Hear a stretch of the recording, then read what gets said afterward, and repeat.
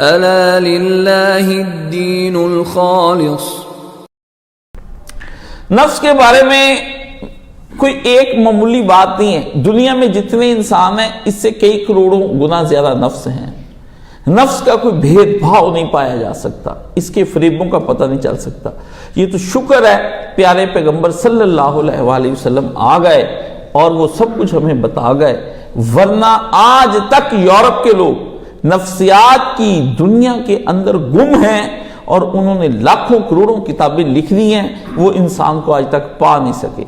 دنیا میں جتنے علوم لکھے گئے ہیں اس نفس کو رام کرنے کے لیے لکھے گئے ہیں، وہ باٹنی ہو، وہ زولوجی ہو، وہ معیشت ہو، وہ اقتصادیات ہو، وہ ریاضیات ہو، وہ طبیات ہو، وہ کیمیا ہو، وہ میڈیکل کا علم ہو، وہ آرکیٹیکٹ، ہر چیز اس اندر کے نفس کے لیے بنی ہے۔ کیا کرنے ہیں جب آپ کا اندر ہی خوش نہیں؟ اندر کو خوش کرنے کے لیے ہی آپ نے آرکیالوجی سیکھی ہے اور آرکیٹیکٹس بنتے ہیں، وہ آپ کو ایسی ایسی عمارتیں بنا کے دیتے ہیں، آپ کا نفس خوش ہو جاتا ہے۔ ہر طرح کے کھانے اس نفس کو خوش کرنے کے لیے، ہر طرح کی خوشیاں اس نفس کو خوش کرنے کے لیے، ہر لذت جسم کی مادی ہو، تزئین ہو، آرائش ہو، زبان کی لذت، شرمگاہ کی لذت، بدن کی لذت، کپڑے، خوشبو، مکان، اولاد، سواری، خدام، عورت، ہر شے اس نفس کے لیے بنی۔ کیسی عجیب بات ہے، یہ اندر ہے کون جو میرے اندر رہ رہا ہے اور جس کو خوش کرنے کے لیے میں نے اپنی دنیا کی ساری قابلیتیں اسی کے اوپر صرف کر دی۔ ریاضی بھی پڑھنے والا اس لیے ریاضی پڑھ رہا ہے، کس لیے پڑھے وہ اپنا ہمیں بتائے نا۔ وہ صرف اور صرف مادیت کو سر کرنے کے لیے اور اس کی چوٹی کو، مادیت کی چوٹی کو سر کرنے کے لیے جو کچھ کرتا ہے وہ اس نفس کے لیے کرتا ہے۔ آپ اپنی اولاد کو پالتے صرف اپنے نفس کے لیے، کیونکہ آپ کا نفس یہ چاہتا ہے کہ آپ دنیا میں رہیں۔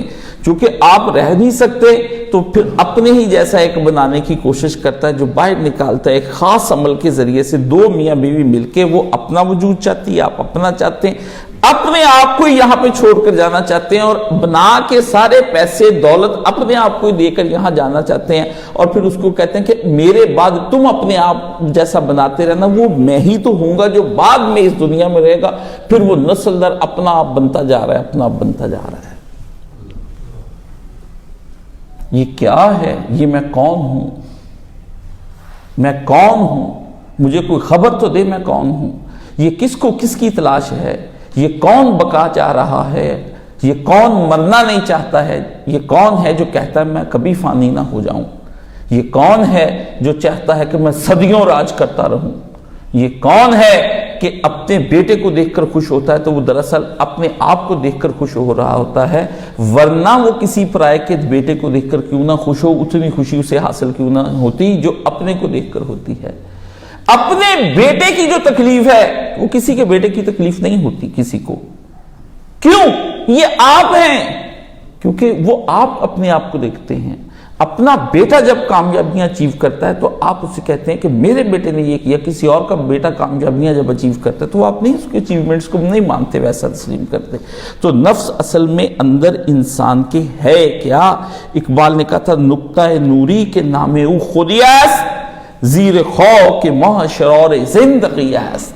اقبال نے جو اس کو جس انداز سے بیان کیا، اقبال کہتا ہے میرے اندر جو ایک نفس ہے وہ نور کا وہ بنیادی نقطہ ہے کہ جس کی وجہ سے میری زندگی ساری کی ساری باقی ہے۔ میں جو آج زندہ ہوں اس نفس کی وجہ سے زندہ ہوں جو میرے اندر نور کا نقطہ ہے، نور کا نقطہ، اور اس کا نام اقبال نے خود ہی رکھا۔ اس کا نام اقبال نے کیا رکھا؟ خودی کو کر بلند اتنا کہ ہر تقدیر سے پہلے خدا بندے سے خود پوچھے بتا تیری رضا کیا ہے۔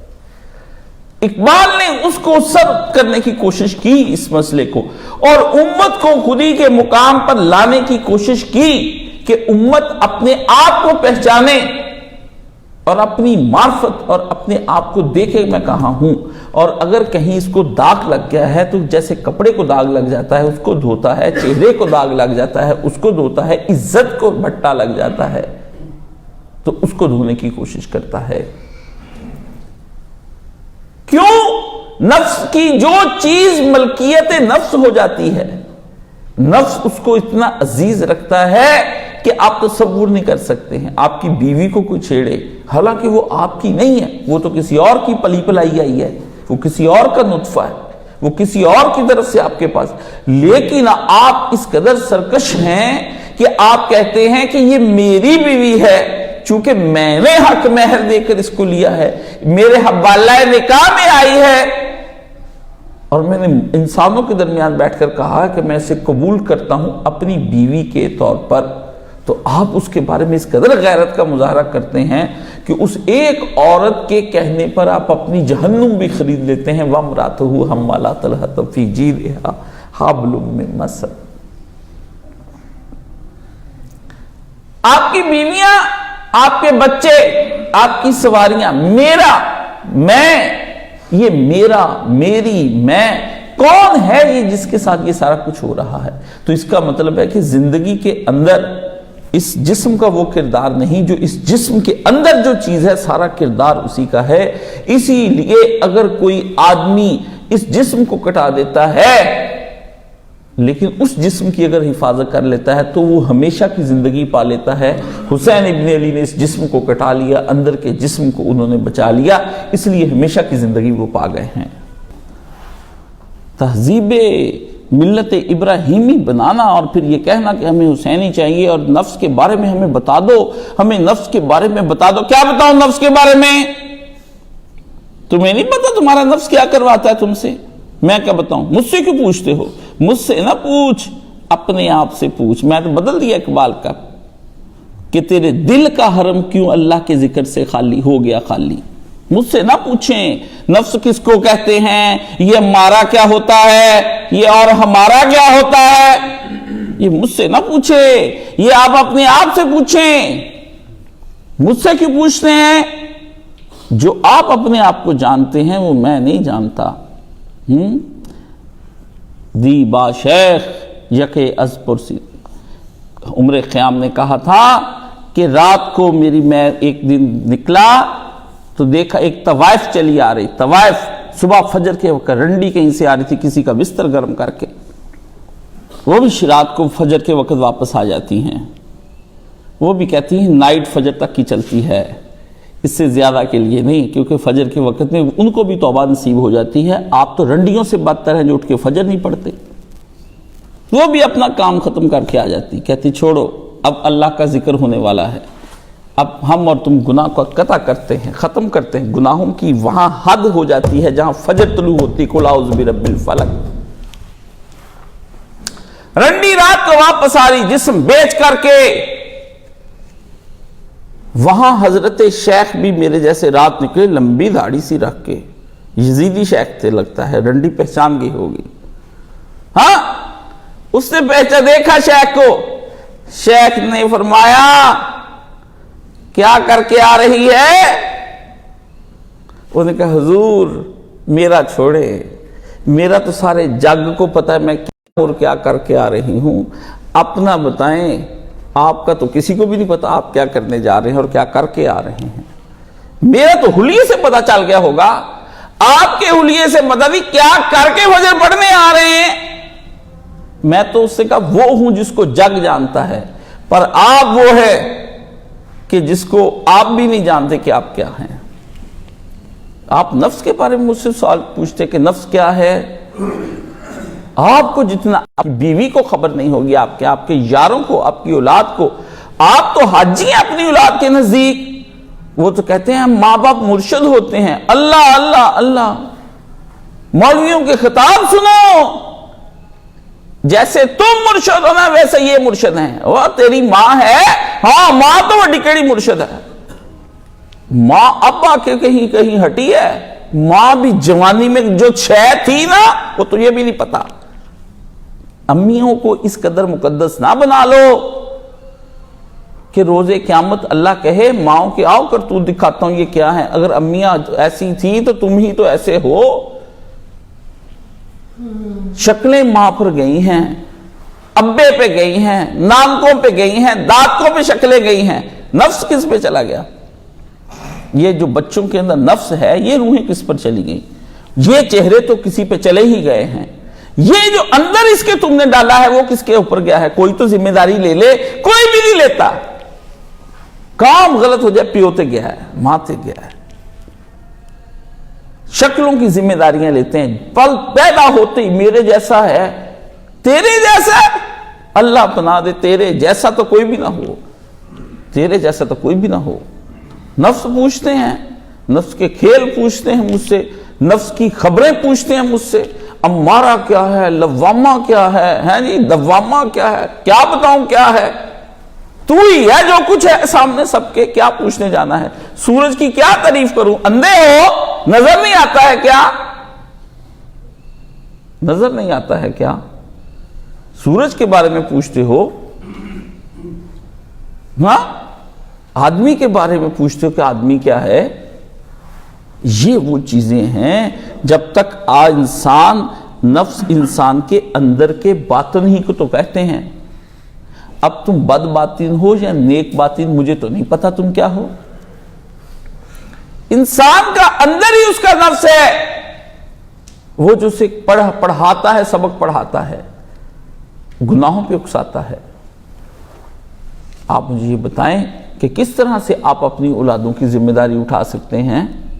بچے مجھ سے سوال کرتے ہیں کہ باطن محفوظ ہو گیا، سمجھو ظاہر بھی بچ گیا. جس کا اندر بچ گیا اس کا باہر بھی بچ گیا. جس کا اندر مر گیا اس کا سب کچھ ہی مر گیا. اندر کا بچا ہوا انسان صدیوں جیتا ہے، وہ کبھی نہیں مرتا ہے. وہ خدا کے ہاں لے جایا جاتا ہے. اندر کا انسان، اندر کے انسان کو لینے کے لیے فرشتے آتے ہیں، باہر کے ایک چھوڑ جاتے ہیں. لے لو لے لو، پھوک تم لے لو. اندر کو لے کر جاتے ہیں کیونکہ مغز وہی ہے. اندر ایک نور ہوتا ہے جس کو لے کر جانا ہوتا ہے واپس، جس کو ساری زندگی سے نور بنایا ہوتا ہے. یہ اندر ایک ظلمت ہوتی ہے. باہر کو چھوڑ جاتے ہیں. باہر کو کہتے ہیں اٹھاؤ خاک میں پھینک دو، خاک میں پھینک دو. فریدہ خاک نہ نندیے، خاک جیڑ نہ کو، جیوندیاں پیراں ہیٹھاں تے مویاں اوپر ہو. خاک میں چلے جاؤ گے، خاک ہو جائیں گے ہم تم کو خبر ہونے تک. غالب کہہ رہا ہے ہم نے مانا کہ تغافل نہ کرو گے، لیکن محبوب سے کہہ رہا ہے مجھے پتا ہے تم غفلت نہیں کرو گے، کسی نہ کسی دن آؤ گے. یہ دل نے مجھے ایک امید دلا دی ہے. دل کی امیدوں پہ ہائے ہائے روشن ہیں سب چراغ. یہ بڑا بدبخت ہے، اس نے امید دلا دی کہ ایک دن آ جائیں گے. ہاں لیکن غالب کہتا ہے کہ گماں تو یہی، دل تو یہی کہتا ہے کہ ایک دن آ جائیں گے، لیکن خاک ہو جائیں گے ہم تم کو خبر ہونے تک. حقیقت یہ تم کبھی نہیں آؤ گے. ہم مر کر مٹی ہو جائیں گے، تم کبھی نہیں آؤ گے. لے جائیں ہم اس کو، لے جائیں. اس کی لذت کے سامان تو کرتے کرتے تم بوڑھے ہو گئے. الہاکم التکاثر حتی زرتم المقابر. اس کی ہی تو مانتے مانتے تم نے قبریں جا دیکھی. اسی کے سہارے تم جیتے تھے، اسی کے لیے بینک بیلنس بناتے تھے، کپڑے بناتے تھے، اسی کے لیے تم جوتے بناتے تھے، خوشبوئیں لگاتے تھے. اسی کے آرام اور اس کے مزے کے ایک ایک رگ کو خوبصورت اور مزہ بنانے دینے کے لیے تم نے عورت کا انتخاب کیا. اور اسی کے اندر سے جو تمہارا ست نکلا وہ تمہارا بچہ تھا. تم اسی کو چومتے چاٹتے رہے. بچے کو کب چوم رہے ہو؟ چوم تو اپنے آپ کو رہے ہو. تمہیں بچے پہ پیار نہیں آتا. آتا ہوتا تو بیگانے کے بچے پر پیار آتا. تمہیں تو اپنے آپ پہ پیار آتا ہے. کس قدر نفس پرست آدمی ہے. اپنے آپ پر پیار. اپنے کو چومتے ہو، اپنے کو کپڑے پہناتے ہو، اپنے کو جوتے پہناتے ہو، اپنے کو کپڑے لے کر آپ روتے ہو تو خود روتے ہو، ورنہ بچے کے رونے پہ تم کیوں رو؟ اس کے دکھوں پہ تم کیوں رو؟ اس کی تکلیف میں تم کیوں رو؟ وہ خوش ہوتا ہے تو یہ تم کیوں خوش ہو جاتے ہو؟ باہر بھی تو اتنے بچے ہنس رہے ہیں، تم اس وقت کیوں نہیں ہنستے ہو؟ بچہ بچہ بچہ. میں نے کہا سوچو تو صحیح یہ بچہ ہے کیا؟ حقیقت بچہ پر غور کرو کہ حقیقت اولاد کیا ہے. دراصل اولاد ہے کیا ان ریئلٹی؟ سوچو تو صحیح یہ بچہ ہوتا کیا ہے. یہ آتا تو میرے اندر سے ہے، اس کے لیے مجھے ایک مشین لانی پڑتی ہے، اس کے اندر بچہ ڈالنا پڑتا ہے. وہ مشین تمہیں ایک بچہ گھڑ کر دیتی ہے، اس سے پروڈکٹ لیتے ہو، اس لیے اس مشین کی قدر رکھتے ہو کہ اس کے دو فائدے ہوتے ہیں، ایک تو تمہیں بچہ دیتی تمہارا اپنا آپ، دوسرا تمہیں مزہ دیتی ہے۔ تو جو چیز تم کو مزہ دے وہ مزے کی ہے، اور جو نہ مزہ دے تو پھر کیا کرتے ہو تم؟ پھر تم یہ کرتے ہو کہ تمہارے ماں باپ اس قدر تمہیں حیوان بنا دیتے ہیں، اس کے منہ پر تیزاب پھینک کر اس کی زندگی تباہ کر دیتے ہو۔ تیزاب کیوں پھینکا اس نے کبھی سوچا؟ نہیں، کہاں سوچو گے؟ تیزاب کیوں پھینکا؟ زنا کیوں کیا؟ حق کیوں کھا گیا؟ کسی کی بیٹی کو چھیڑا تو کیوں چھیڑا؟ کیونکہ تم نے میرے نفس کو راضی نہیں کیا ہے، اس لیے میں تمہیں برباد کر کے رکھ دوں گا۔ انا ربکم الاعلی، سن لے یہ ساری کائنات کہ میں ساری کائنات کا خدا ہوں، جو میرے لیے نہیں وہ کسی کے لیے نہیں، جلا کر راکھ کر دوں گا۔ خدا سے زیادہ بڑا بنا اور فرعون بن کر پکار اٹھا۔ تفسیر مانوی کرنے والوں نے جب فرعون کی قرآن کی تفسیر کے اس لفظ کو بیان کیا کہ انا ربکم الاعلی، اس نے تو کہا تھا پوری قوم کو کہ میں تمہارا رب اعلی ہوں۔ صوفی غرق ہوا، صوفی غرق ہوا، تفسیر اعتباری کی اور اس میں گم ہو گیا۔ اور جس وقت میں نے اس تفسیر اعتباری کو پہلی دفعہ پڑھا، میں نے کہا اللہ اللہ، انہوں نے کہا فرعون تو ہی تو ہے، تو یہ کہتا ہے کہ کائنات کی کل چیزیں میرے لیے، اور جو میرے لیے نہیں وہ کسی کے لیے، اس کو فنا کر دو۔ ڈنڈے مارو، ڈنڈے مارو، کبھی وہ چیف آف آرمی سٹاف بنے، کبھی وہ وزیر اعظم ملک کا بنے، کبھی بادشاہ بنے، کبھی وہ تمہارا چیف جسٹس بنے، وہ کہتا ہے جو میرے اقتدار اور میرے تصرف میں نہیں۔ اور ہر ایک کی قسم ہے، کسی کوئی بلند مقام میں فرعون پر بیٹھا ہے، کوئی بالکل زمین پر بیٹھ کے بھی فرعون ہے۔ یہ بھی ذہن میں مت رکھنا کہ خاک میں بیٹھا ہوا فرعون نہیں ہوتا ہے، وہ بھی ایک طرح کا فرعون ہوتا ہے۔ فرعون داڑھی بھی رکھتا ہے، جبھی تو موسیٰ علیہ السلام اس کی داڑھی کے ساتھ کھیلتے رہے ہیں۔ اتنی سی ہے درمیان میں لمبی سی داڑھی، اس کی تصویریں دیکھو۔ فرعون داڑھی بھی رکھتا ہے، فرعون جبہ، کبہ، عبا، دستار، امامہ، جریب، ہر شے رکھتا ہے، لاٹھی بھی رکھتا ہے۔ فرعون بوڑھا بھی ہو جاتا ہے۔ فرعون کے چہرے پہ ایک عجب سا نور بھی ہوتا ہے۔ فرعون کے سر پر ایک ٹوپی ہوتی ہے۔ فرعون کانپتا بھی ہے، ہمکتا بھی ہے، ہمکارتا بھی ہے، ہوں بھی کرتا ہے، لاٹھی ٹیک کر بھی جاتا ہے، لیکن اندر کے فرعون کی کیا بات ہے، کیا بات ہے، کیا نشے ہیں۔ ہاں، خضر بھی بے دست و پا، الیاس بھی بے دست و پا، میرے طوفان یم بیم، دریا بدریا جو بجو، میرے سامنے خضر کچھ نہیں، الیاس کچھ نہیں، میں جن وادیوں سے گھومتا ہوا آتا ہوں وہ سمندروں کے سمندر مجھ سے پناہ مانگتے ہیں، میں ایسا فرعون وقت ہوں۔ یہ ایک بوڑھی مائی کے روپ میں بھی آ جاتا ہے جو تمہیں پیار دیتی ہے، وہ بھی فرعون وقت کی عورت ہے۔ یہ بچی بھی بن جاتی ہے، اس کا کوئی ایک روپ نہیں، تقدس کا ہر روپ ہو یا خباثت کا کوئی روپ، اس کو دھارنے میں نفس کو ایک سیکنڈ بھی نہیں لگتا، اچھا داری ناک بھی کچھ نہیں ہے۔ ہندی زبان میں اچھا اس کو کہتے ہیں، خواہش کو کہتے ہیں، دھارنا بدل جانا۔ اچھا دھاری ناگ، وہ ناگ جو بھیس بدل لے انسانیت کے روپ میں آ جائے، لیکن اس کے روپ کا کچھ نہیں، تقدس کا ہر روپ یہ دھار لیتا ہے، خباثت کا روپ جو کہو گے یہ دھار لیتا ہے۔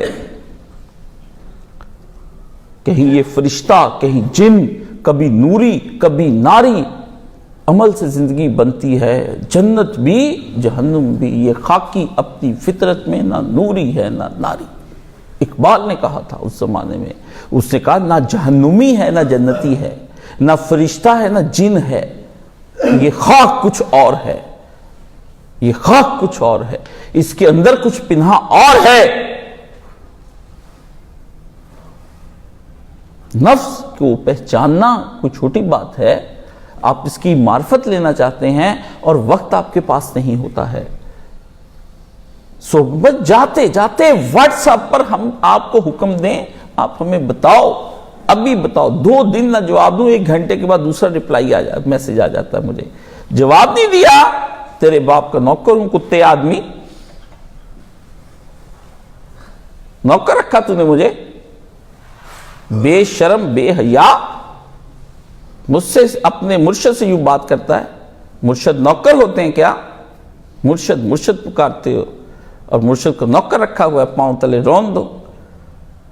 مرشد پہ پہلی بدگمانی یہ ہے کہ مرشد جواب نہیں دیا تو سمجھنا کہ مرشد متکبر ہے، مرشد غافل ہے، مرشد کو پتہ نہیں چلا میں نے کیا سمجھا کیا کہا تھا۔ تو جس کی مرشد سے یہی صورتحال ہے، اتنی بدگمانیاں ہیں، وہ مرشد سے لے گا کیا اور پائے گا کیا اور رہے گا کیا؟ نکالا اس کو، تم کو تو مجھ سے ان سے ہی نہ رہا، تو جس کو ان سے نہیں رہا وہ محبت کی گرمی کہاں سے پائے گا؟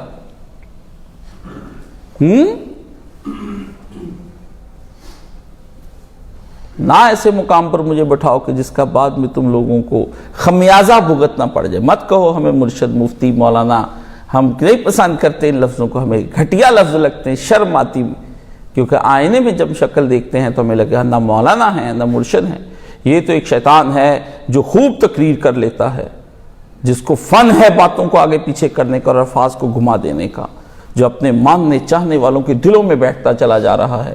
لوگ مجھے خدا و رسول کا نمائندہ مانے، میں اپنے حال سے بے خبر کیسے رہ سکتا ہوں جو اوروں کو خبر دے رہا ہے؟ ایسا نہیں ہے عزیزو، یہ بڑی خطرناک منزلیں ہیں، ایسی گھاٹیاں ہیں، ایسی پرفریب گھاٹیاں، ہر لمحہ گرنے کے امکان۔ اطلاع کہ اللہ ایک دن میں قرآن پورا نازل کر کے رسول اللہ کے ہاتھ میں پکڑا دیتا۔ اللہ نے کہا نہیں محمد، زندگی کے آخری لمحے تک you are under observation, direct وحی کے ماتحت رہیں گے، آپ ڈائریکٹ وحی کے ماتحت رہیں گے، محمد رسول اللہ صلی اللہ علیہ وسلم۔ ہم نے آپ سے کہا ہے کہ 23 ماہ 6 مہینے تک وحی 24 دن تک نزول ہوتا رہے گا، آپ ڈائریکٹ رہیں گے۔ آپ نہیں جانتے ہیں محمد، ہم نے آپ کو کامل و اکمل خاتم النبیین بنایا ہے، لیکن یہ راہ ایسی ہے، ہر وقت ہمیں آپ کے ساتھ جڑنا پڑے گا۔ ریاست مدینہ آسانی سے نہیں بنے گی، یہ آسانی سے نہیں میرے محمد بنے گی۔ کہیں ہمیں آباسا واتا واللہ کہنا پڑ جائے گا کہ تیوری چڑھا لی اور منہ پھیر لیا کندھے کی جانب سے، کہیں جہاد پر جانے والے آپ سے معافیاں مانگ کر بہانے بنا کر گھر بیٹھ جائیں گے، افا اللہ عنک لما اذنت، اللہ آپ کو معاف کرے، آپ نے ان کو کیوں گھر بیٹھ جانے کی اجازتیں دے دیں؟ کہیں بیویاں آپ کو گھیر لیں گی اور آپ کو شہد کے حرام کر لینے پہ مجبور کر دیں گی، آپ ان کے چکر میں نہ آ جائیے۔ محمد ہمیں آپ کی حفاظت کرنی ہے، واللہ یعصمک من الناس، صرف یہی تھا کہ آپ کے اس جسم کو ہم کو بچانا۔ یہ کون ہے جو ایسی بات کہہ رہا ہے؟ یہ کون ہے جو یہی کہتا ہے کہ صرف رسول اللہ صلی اللہ علیہ وسلم کے جسم کو بچانا مقصود تھا اس آیت کے اندر؟ اسے کو سامنے تو آئے، نبی کی زندگی پہ پورا اس نے گہرا مطالعہ نہ کیا۔ فرمایا محمد وجود نوری ہو یا وجود خاکی، یہ ہم آپ کو انڈر آبزرویشن رکھیں گے 24 گھنٹے ہمارے مشاہدے میں۔ ہاں آپ بھی آیوننا، قرآن میں سورہ طور میں آتا ہے کہ ہم آپ کو اپنی نگاہ میں رکھے ہوئے ہیں، ہم آپ کو اپنی نگاہ میں رکھے۔ یہ بشر، آج کا بشر کہتا ہے کہ میں ٹھیک ہوں، میں جانتا ہوں اپنے آپ کو، مجھ میں طاقت ہے، پاور ہے، میں بچ جاؤں گا، میں تو یوں کر کے نکلا ہے، میں یوں طرح۔ تم ہو کیا؟ یہ جو تم کو سبق نفس نے پڑھایا کہ تم یوں کر کے بچ جاتے ہو اور نکل جاتے ہو، یہ بھی تو اسی کا پڑھایا ہوا ہے۔ کیسا بیوقوف آدمی ہے، کیسا احمق ہے، اسی کے اتنے نفس ہیں، اتنا وہ اس کو پڑھاتا ہے، اتنا پڑھاتا ہے۔ یہ جب بڑے مرتبے پہ علامہ کے پہنچ جاتا ہے، وہاں جا کر بھی اس کا استاد رہتا ہے، یہ سمجھتا ہے شاید میں نفس کا استاد ہو گیا ہوں۔ نفس کہتا ہے یہ بھی تیرا دھوکہ کہ تو میرا استاد ہو گیا ہے۔ نفس کے بارے میں پوچھتا ہے، استاد جی نفس بتائیے۔ استاد جی کیا بتائیں تمہیں نفس کے بارے میں؟ استاد جی تو خود اس کے نرغے میں ہیں، اس کے نرغے میں ہیں استاد جی۔ اس نے تو استاد جی کو گھیر لیا، پنجرے میں بند کر لیا ہے۔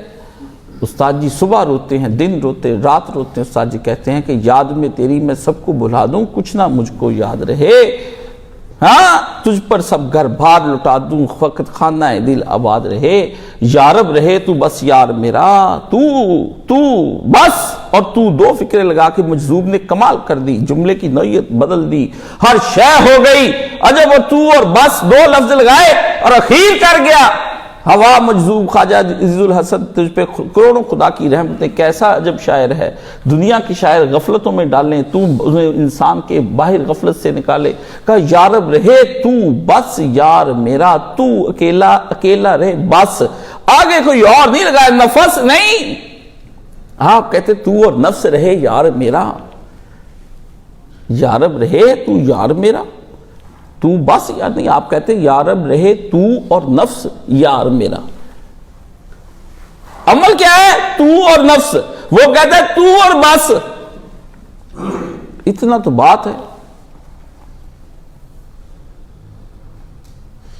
نفس کے کیا کہنے ہیں؟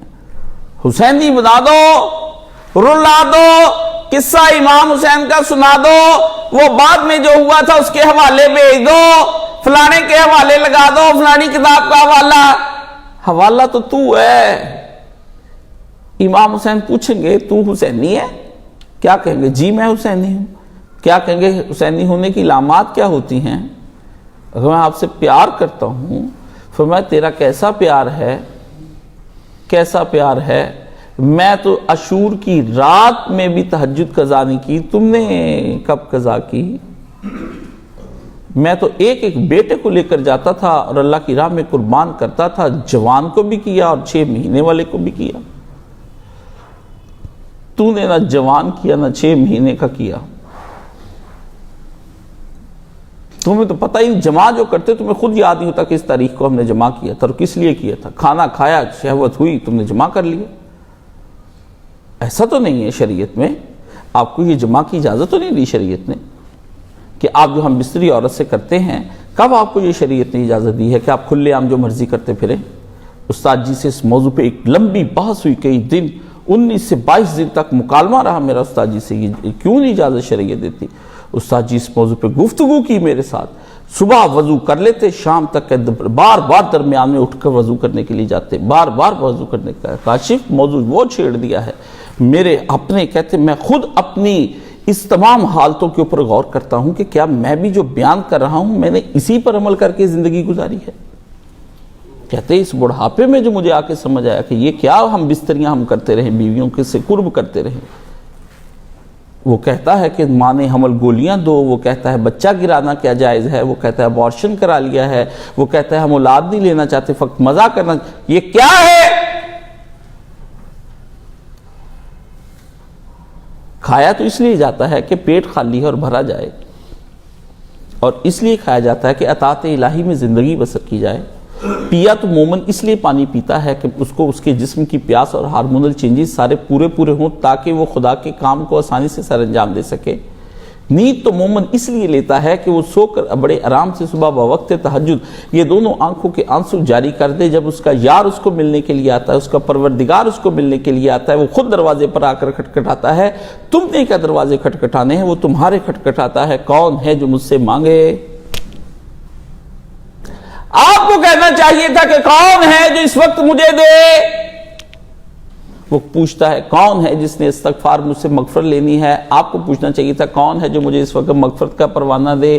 وہ کہتا ہے کہ کون ہے جس کو اس وقت ضرورت پڑ گئی ہے میں اس کو اس کی دعا قبول کر لوں. آپ کو پوچھنا چاہیے تھا کہ کون ہے جو میری اس وقت دعائیں سننے والا ہے. پکاریں وہ کرے، دروازے وہ کھٹکھٹائے، دروازے وہ فرشتوں کو بھیجے، اذانوں پہ لگا دیا. مادی جسم کو جگانے کے لیے الگ لوگ لگائے ہوئے ہیں اور اندر کے بندے الگ لگائے ہوئے ہیں، فرشتے الگ لگائے ہوئے ہیں. نفس کو اندر رات کو ٹائمنگ کلاک اس کا سیٹ کر کے فجر کے وقت تہجد کے وقت ایک دفعہ، اور پھر جسم کو حکم دیتا ہے پیشاب زور کا اس کو آئے تاکہ اس کی آنکھ کھلے اور پیشاب کرنے کی غرض سے اٹھے. بدبخت اس نجاست کرنے کے بعد ہی مجھے یاد کر لے کہ میں ہوں.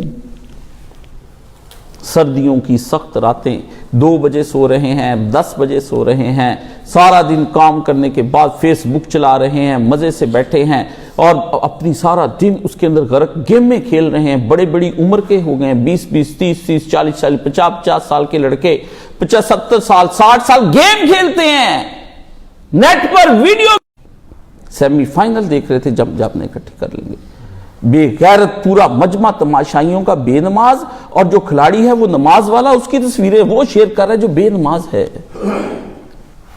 اللہ اللہ اللہ، کھیلنے والے کو غیرت آ گئی، اس نے بیچ میدان کے کھڑے ہو کے کرکٹروں نے نمازیں پڑھ لی، دیکھنے والے کنجروں کو شرم نہ آئی کہ یہ نماز پڑھے ہم بھی پڑھ لیں، کسی نے پیچھے جا کر جماعت ہی نہیں کھڑی کی۔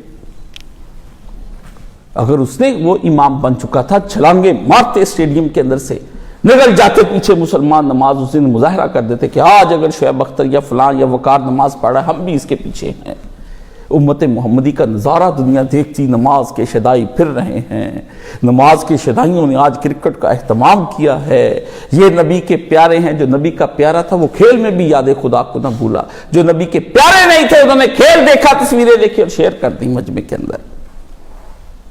فَاعْتَبِرُوا يَا أُولِي الْأَلْبَابِ، اے عقل والو، اس میں تمہاری نشانیاں ہیں کہ جنہوں نے خدا کو یاد کرنا ہے وہ اپنے کاموں میں بھی خدا کو یاد کرتے ہیں، جنہوں نے نہیں کرنا ہے وہ ویلے فارغ رہ کر، بیکار رہ کر بھی خدا کو یاد نہیں کر پائیں گے۔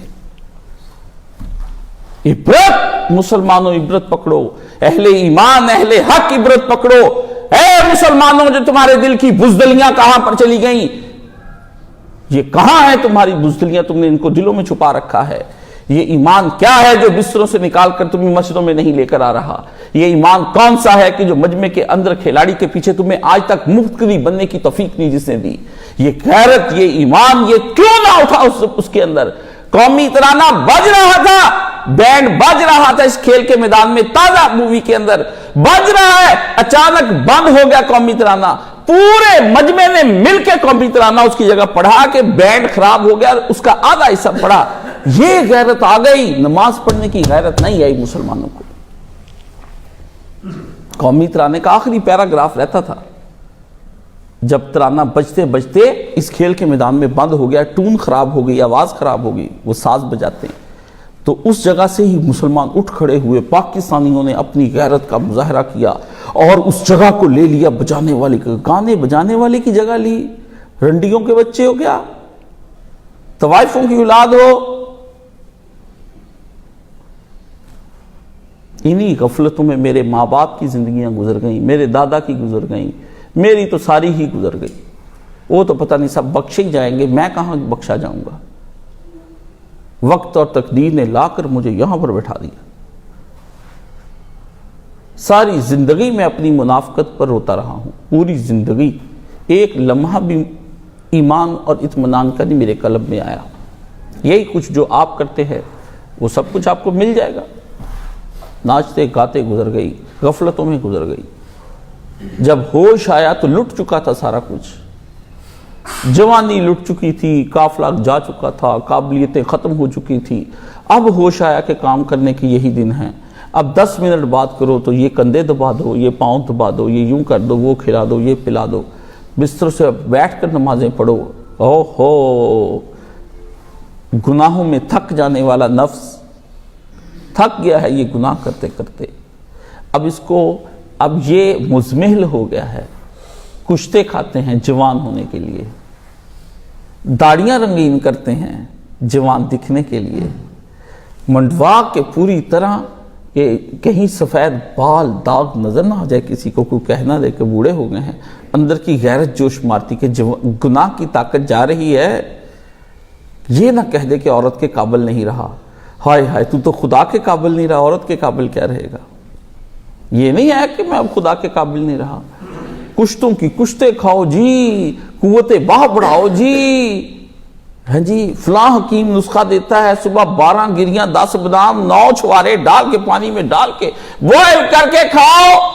اللہ کہتا ہے، نبی کہتا ہے نفس کو کچلو روزوں کے ذریعے سے، یہ کہتا بڑھاؤ۔ تجھے نہیں پتا چلتا کہ نفس ختم ہو رہا ہے اور تیری نیکیوں کا وقت بھی ساتھ ہی ختم ہو رہا ہے؟ یہ زندگی کیا ہے؟ اس نفس کے کھیل میں کیوں آ گئے ہم؟ یہ کون سا دائرہ کھینچا ہے؟ یہ کون سا فسوں ہے؟ یہ کون سا سحر ہے جو اس نے پھونکا ہے کہ ہم اس کے سب جادو میں آ گئے ہیں اور سویا ہوا محل بن گیا ہے اور پتھر کے لوگ ہو گئے ہیں؟ ہم جب بچے تھے تو ایک شہزادہ سفر کرتا ہوا گزرا ایک علاقے سے، تو دیکھا سارا محل سو رہا ہے۔ دوسری کلاس میں پڑھتے تھے، اس کتاب کے اندر عنوان ہوتا تھا ٹیکسٹ بک میں، سویا ہوا محل۔ اور وہ سوئے ہوئے محل میں اردو کی پہلی کتاب دوسری کتاب میں ہوتا تھا وہ ٹیکسٹ پنجاب میں. شہزادہ وہاں جا کے دیکھتا سب لوگ سو رہے ہیں. ہاں، اور پھر ایک شہزادی کے سر میں کیل ہے، وہ جا کر اس کو دیکھتا ہے اور پھر وہ پتہ کرتا ہے کہ یہ کیوں سوئے. تو بتاتے کہ ایک دیو نے ایک شہزادی کے سر پہ کیل کھوپ دی، جس کی وجہ سے وہ سو گئی تو سارا محل سو گیا. اب وہ کیل نکالو گے اور وہ شہزادی کو ایک دیو پیار کرتا ہے، دیو جس کو آپ کہتے ہیں، لفظ دیو ہے، جن پیار کرتا ہے، جن کسی کو اس کے قریب نہیں آنے دیتا. شہزادہ وہ ہے جو جن کو قتل کرے، کیل نکالے. وہ جو نکالا تو سارے سویا ہوا محل جاگ اٹھا. تمہاری شہزادی سو گئی، تمہارے محل سو گئے، تمہارے حکمران سو گئے. وقت کے نفس نے اور مادیت نے کیل کھونپی اور وہ اس کے سامنے کھڑا ہو گیا. قافلہ حجاز میں ایک بھی حسین نہیں، قافلہ حجاز میں ایک بھی حسین نہیں، لشکر یزید میں ایک بھی حر نہیں، لشکر یزید میں ایک بھی حر نہیں. ہاں، کہاں ہیں ہم سارے؟ حسینی بنا دو. کہاں سے بنا دو تم کو حسینی؟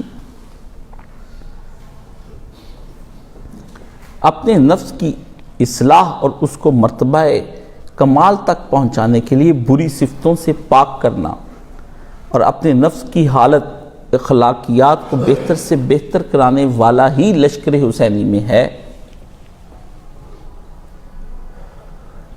خودی سیدھی ہو جاتی ہے، اس سے نفس پاک ہو جاتا ہے. نفس خودی ہے. اقبال نے ایسے ہی کہہ دیا، خودی کا سر نہاں لا الہ الا اللہ. سر نہاں کیا ہوتا ہے؟ چھپا ہوا راز. کہتا کہ اس روح کو تو نے جو ایک چھپا ہوا راز ہے کہ کیسے ٹھیک کرنا ہے، وہ لا الہ میں پوشیدہ ہے. اس لا الہ کی تشریح کر، اس کے اندر تجھے پتا چل جائے گا کہ تیرا نفس کس طرح پاک ہونا ہے. اور پھر اگلے مصرے میں کہا، خودی ہے تیغ. خودی کو ایک تلوار کی طرح سمجھ اس نفس کو. یہ کند ہو گیا جگہ جگہ سے، اب یہ دنیا کو کاٹ نہیں سکتا، تیرے اندر کو کاٹ نہیں سکتا، تیرے شیطان کو کاٹ نہیں سکتا. خودی ہے تیغ، خودی ایک تلوار ہے، یہ کند ہو چکی ہے. اس کو تیز کرنے کے لیے وہ پتھر ہوتا ہے، کسوٹی ہوتی ہے جس پر آپ رگڑتے ہیں، اس کا نام ہوتا ہے فساں. اس کو کیا کہتے ہیں؟ فساں. وہ فساں جو ہے وہ پتھر کون سا ہے؟ کہتا ہے خودی ہے تیغ، فساں ہے لا الہ الا اللہ. کہتا ہے لا الہ پہ رکھ کے رگڑ، یہ پھر کند سے ختم ہونی. اور لا الہ چومی گویم مرزم لرزہ برآمدہ. جب میں خود کو مسلمان کہتا ہوں یا کلمہ پڑھتا ہوں تو کہتا ہے میرے جسم میں لرزہ طاری ہو جاتا ہے. لا الہ کہہ دے کہ نہیں ہے حکمران اس جسم پر، اس کائنات پر کوئی بھی. ایک الا اللہ، وہی ایک اللہ. اس نفس کو کہے کہ تو میرے اوپر سوار نہ ہو، میرا اللہ نہ بن. میرا اللہ وہ ہے وحدہ لا شریک ہے، تو نہ بن. من اپنا پرانا پاپی تھا، برسوں میں نمازی بن نہ سکا. مسجد تو بنا دی شب بر میں ایمان کی حرارت والوں نے. لاہور میں مسجد ہوئی، ہماری ہے تمہاری ہندوؤں نے. عدالت نے کہا کل فیصلہ کر، رات ہی ایک رات میں مسجد بنا دی سب مسلمانوں مل کے جگہ قبضہ کرنے کے لیے. جیسے جماعت الدعوہ جب قبضہ کرتی تو سارے رات ہی قبضہ کر کے اس کے اوپر مسجد سنیوں کی یہ ہماری. مقدمہ جیت لیا. ابھی بھی مسجد شبر لاہور میں کھڑی ہے، جا کر دیکھ لو. اس کے آگے جانے دی مسلمانوں نے 1935 میں. احراریوں نے آگے کھڑے ہو کے جانے دی. یہ سینے تانے ہوئے، پہلے ایک گروہ آتا گولیوں سے انگریز بھون جاتا، وہ مر جاتے اٹھا کے لے، پھر اگلا آ جاتا، پھر تیسرا. مسجد کو کچھ نہیں ہوئے. اقبال جوش کھا گیا، مسجد تو بنا دی شب پر میں ایمان کی حرارت والوں نے. من اپنا پرانا پاپی تھا، برسوں میں نمازی بن نہ سکا. مسجد بنا دی، بندے مروا دیے، فیصلہ حق میں ہو گیا. اگلے دن مؤذن نے اذان دی، بندہ ہی کوئی نہیں آیا نماز پڑھنے.